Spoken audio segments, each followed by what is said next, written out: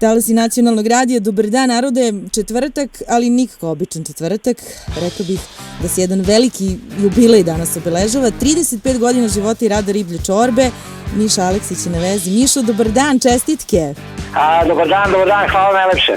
Pa recite mi, kako je izgledalo i zvučalo ovih prvih 35 godina? Pa dobro, što kaže John McCoy, naš producent iz Londona koji nam je radio nekoliko albuma, posle 35 godina bavljenja rock'n'rollom, dobro je da smo živi. Uspeli smo to što smo želeli, da postanemo veliki rock'n'roll band i hvala Bogu na tome. A htela sam stvari da kažem, kako vi ko jedan mladi perspektivan band možete da posavetujete?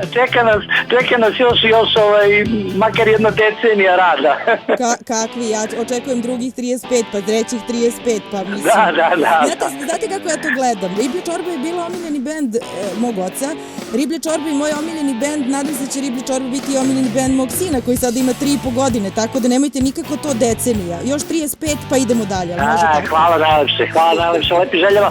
Pa dobro, to je tačno, evo mi smo sad na koncertu u Areni koji smo imali u martu mesecu, stvarno imali 3 generacije. Deda i baba sa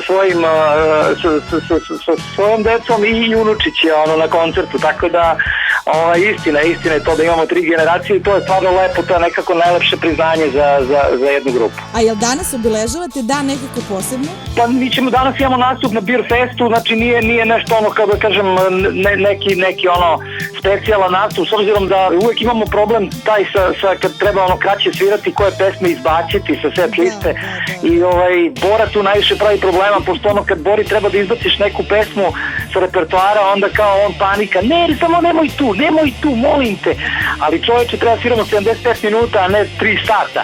Uživajte večeras, ja ću vas pozdravite mi i Boru i ostatak čorbe i dogovorili smo se još 35 godina, još puno dobrih knjiga kao i svih onih koje sam već pročitala. Ja vas pozdravljam, Miša.